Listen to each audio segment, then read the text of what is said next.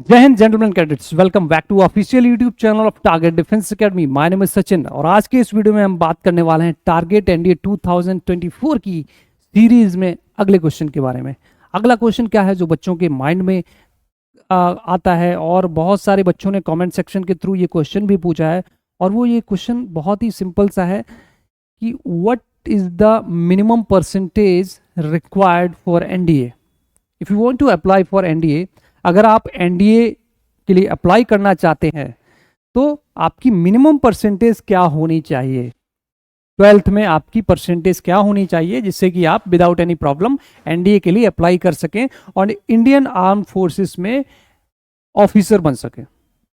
तो जैसा कि आप सभी जानते हैं टारगेट एनडीए 2024 की सीरीज में अक्सर इसी तरीके के क्वेश्चंस मैं डिस्कस करता हूं बच्चों के साथ में। जितने भी बच्चे नए हैं या अभी 11th में है या 12th में है तो उन बच्चों के लिए ये सीरीज बहुत ही इंपॉर्टेंट है। ओके, चलिए विदाउट टाइम वेस्ट किए हुए आगे बढ़ते हैं और देखते हैं क्या है एजुकेशनल क्वालिफिकेशन। राइट, तो यहाँ पे देख रहे हैं सिलेक्शन प्रोसेस, इससे रिलेटेड भी सारी चीजें आपको मैं बता चुका हूँ। इंपॉर्टेंट डेट्स के बारे में भी डिस्कस कर चुके हैं कि एनडीए की जो इंपॉर्टेंट डेट्स होंगी वो क्या होंगी। एनडीए एज लिमिट के बारे में भी मैंने काफ़ी कुछ डिस्कस किया है। काफ़ी बच्चों के माइंड में ये एक प्रॉब्लम रहती है कि एज लिमिट क्या होनी चाहिए। तो यहाँ पे स्क्रीन पे देख रहे हैं आप, ये आपकी मिनिमम एज होनी चाहिए और मैक्सिमम जो भी है ये आपको स्क्रीन पे दिख रहा है, ये आपकी डेट ऑफ बर्थ। ठीक है, अगर इस डेट ऑफ बर्थ में आप आ रहे हैं तो आप एलिजिबल हो। नेक्स्ट, एजुकेशनल क्वालिफिकेशंस की अगर मैं बात करूं तो यहाँ पे एजुकेशनल क्वालिफिकेशंस 3 स्टेप में है। ठीक है, स्टेप बाय स्टेप देखेंगे। बहुत सारे बच्चे पूछते हैं कि सर मैं 11th क्लास में पढ़ाई कर रहा हूँ, क्या मैं एनडीए के लिए अप्लाई कर सकता हूँ? बिल्कुल नहीं कर सकते हैं आप।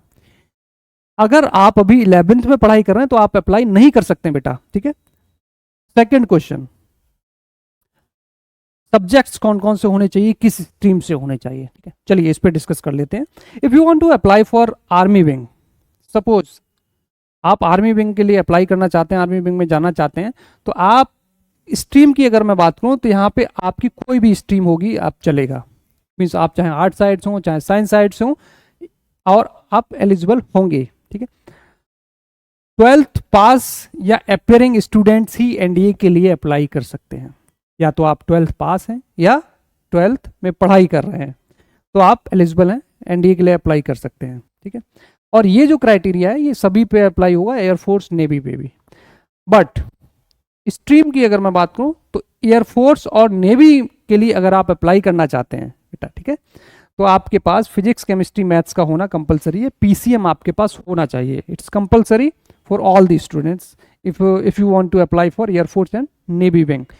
थर्ड स्टेज, परसेंटेज की बात आती है। Minimum percentage required for NDA, minimum percentage क्या होनी चाहिए?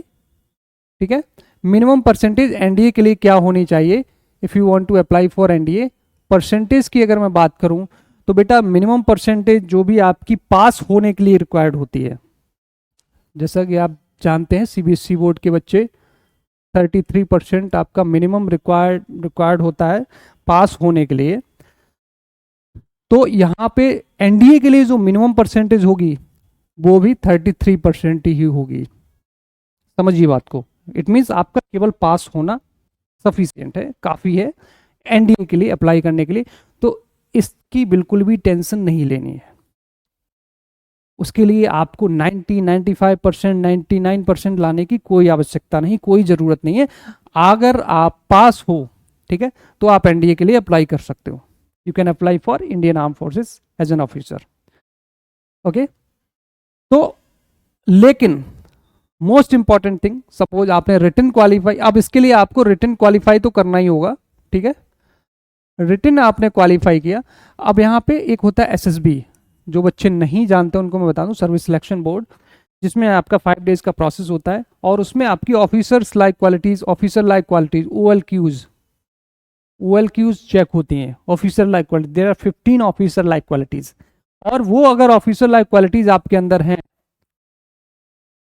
इफ यू हैव पोटेंशियल कि आप एक ऑफिसर बनने की क्वालिटीज आपके अंदर हैं, तो आप एनडीए ज्वाइन कर सकते हैं। इट मीन्स आप एसएसबी भी क्रैक कर सकते हैं, उसके बाद आप एनडीए को ज्वाइन भी कर सकते हैं। तो यहाँ पे जो डाउट रहता है बच्चों के माइंड में वो रहता है परसेंटेज को लेकर। तो आपकी जो मिनिमम परसेंटेज होनी चाहिए 33% मीन्स उससे कम नहीं होनी चाहिए। उससे कम में तो फिर आप कहीं ना कहीं फेल ही हो जाओगे, ठीक है। और फेल कैंडिडेट्स अलाउ नहीं किए जाते हैं। तो आपका पास होना जरूरी है, और केवल उसके अलावा कोई एजुकेशनल परसेंटेज के से रिलेटेड कोई भी क्राइटेरिया नहीं है, ठीक है। तो यही था, और आई होप ये सारी चीज़ें आपको समझ में आ गई होंगी। इससे रिलेटेड जो भी डाउट है, अगर आपके माइंड में इसके बाद भी कोई डाउट रह जाता है तो आप पूछ सकते हैं मुझसे कमेंट सेक्शन के थ्रू। आज के लिए इस वीडियो में इतना है, बाकी मिलते हैं नेक्स्ट वीडियोज़ में। तब तक के लिए जय हिंद।